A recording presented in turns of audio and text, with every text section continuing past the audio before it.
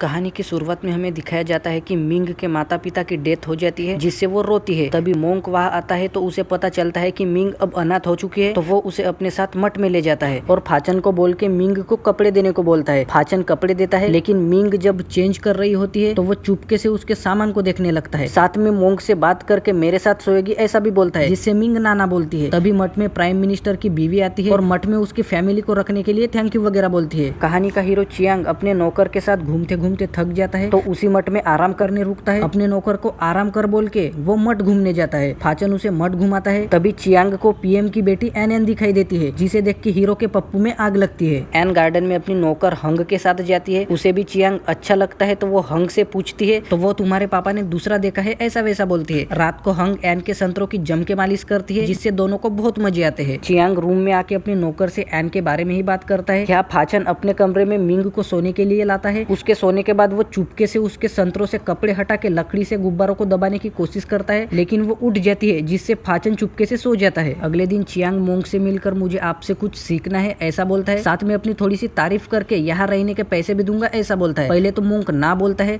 लेकिन फाचन के समझाने पर तैयार हो जाता है और स्टडी करने के लिए एक रूम देता है। तभी वहाँ हंग आती है तो चियांग रुकता है और उससे मिलता है। साथ में अपना नाम वगैरह बता के खुद की तारीफ करता है, लेकिन हंग गुस्सा करके वहाँ से चली जाती है। ये सारी बातें हंग एन को बताती है, जिससे वो बहुत खुश होती है। चियांग फाचन से पूछ के एन किस टाइम घूमती है पता लगा। रात को गार्डन की तरफ जाता है और नौकर के पीठ पर खड़ा होकर एन को देखने लगता है। एन कुछ विश मांग रही होती है तो चियांग आवाज करता है, जिससे हंग बोलती है कि ये आवाज चियांग की है और वो दिखता भी है, तो वो छुप जाता है, लेकिन वो एन को नहीं दिखाई देता। रात को चियांग को एन का सपना आता है और वो सपने में एन को जम के पेलता है। अगली सुबह मैडम मठ में आती है तो मोंक चियांग को अपना रिलेटिव बता के ये अनाथ है ऐसा बोलता है। एन भी वही रहती है और वो उसी की तरफ देखती है। चियांग जबरदस्त कविता सुनाता है, जिससे मैडम और एन इम्प्रेस होती है। रात को एन चियांग के ही सपने में खोई रहती है और वो भी अपने सपने में चियांग के पप्पू से जम के खुदवाती है। हीरो फाचन से ज्ञान की बात कर रहा होता है, तभी नौकर वहाँ आके आतंकवादी चारों तरफ है और एन को खतरा है ऐसा बोल के चियांग को ले जाता है। मोंक मैडम से बात कर रहा होता है, तभी एन बोलती है कि सबको बचाने के लिए मैं उस गुंडे की हो जाती हूँ, लेकिन मैडम की नौकर आइडिया देती है कि जो भी एन को बचा के उस गुंडे को हराएगा उस हीरो को अवार्ड में एन से शादी करवा देंगे। इस आइडिया के लिए मैडम भी तैयार होती है। ये बात चियांग को पता लगती है तो वो मैडम से कंफर्म करके वो उस गुंडे से लड़ने के लिए तैयार होकर मोंक के साथ प्लानिंग करता है और अपने दोस्त को यहाँ लाने की हेल्प मांगता है, लेकिन चारों तरफ पैरा होने की वजह से ना बोलते हुए भी मिंग चियांग के दोस्त को लाने फाचन के साथ जाती है,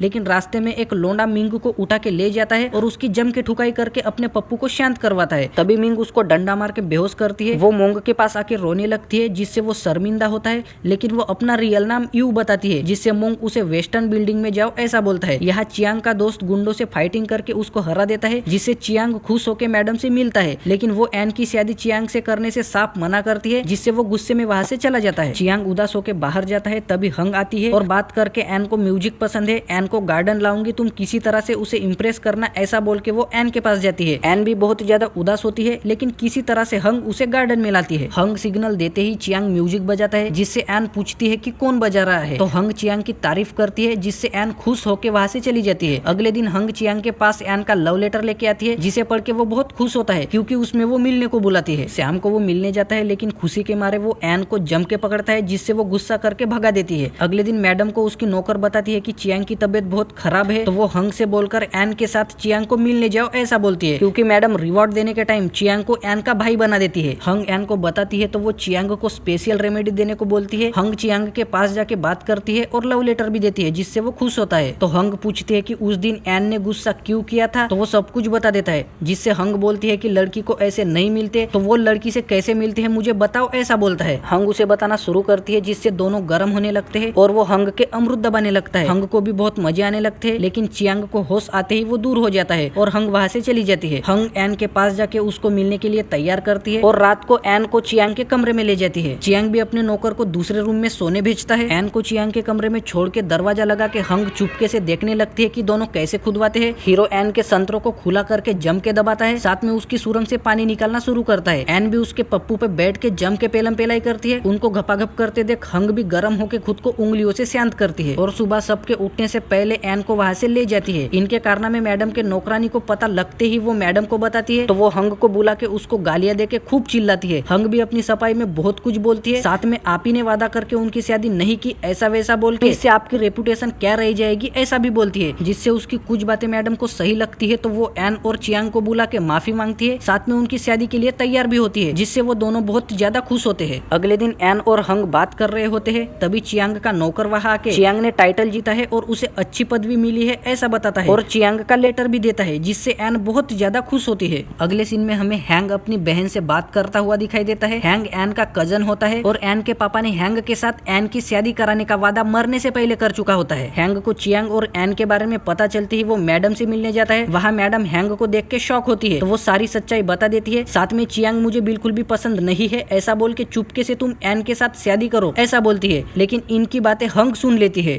चियांग टाइटल जीत के नए लुक में मैडम के पास आता है, लेकिन वो उसे खरी खोटी सुना के तुमने दूसरी शादी की है ऐसा बोलता है। हंग भी उससे वैसे ही बात करती है, साथ में एन भी उसे धोखेबाज वगैरह बोलती है। चियांग समझाने की कोशिश करता है, लेकिन कोई भी नहीं मानता और थोड़ी देर बाद सब हंस के उनकी शादी करवा देते हैं। अगले सीन में चियांग एन की जम के ठुकाई करता है, वो भी उसके पप्पू के ऊपर बैठ के घुड़सवारी का आनंद लेती है और टपाटप करते करते ही कहानी का अंत होता है। सो गाइज, आई होप आपको आज की लव स्टोरी पसंद आई होगी। अब वीडियो को लाइक करके चैनल को सब्सक्राइब जरूर कर देना।